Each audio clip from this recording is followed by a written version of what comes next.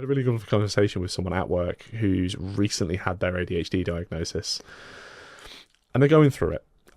There's a lot of people. I don't know. Are you later life diagnosis, or have you always been like me, the kid who's had it and was diagnosed very early on?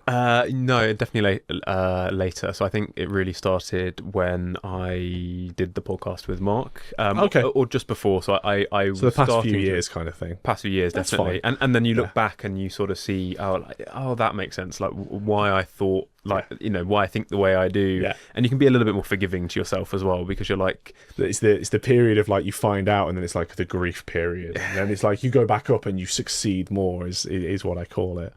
I was talking to this person, they got there 6 months ago, and it was really lovely to hear them kind of talking about the community that's around it, not necessarily just at work, but like you go online and you talk to people and it's like, hey, you're one of us, and it's like it's almost instant rapport because you belong to the community. For 30 years people haven't been able to have their ADHD or autism or dyslexia, dyscalculia, dyspraxia, OCD, ODD, whatever it is, whatever thing you have that's part of neurodiversity has been told, you keep that away from us, it's not good. But now people are actually allowed to express that, and what they're finding is communities of people who've had to keep it hidden, and we're the most welcoming human beings, and you belong with us. Like, don't worry about it, like you belong. Like you and I are doing this, where we belong to the nice little niche of ADHDers, and we're dweebs about it. But if you find other ADHDers, you're like, the Spider-Man pointing meme very quickly kind of happens, especially when there's multiple of you and you're just like, what's going on? That belonging is really, really important. And it's not just neurodiverse people, it's people who go through life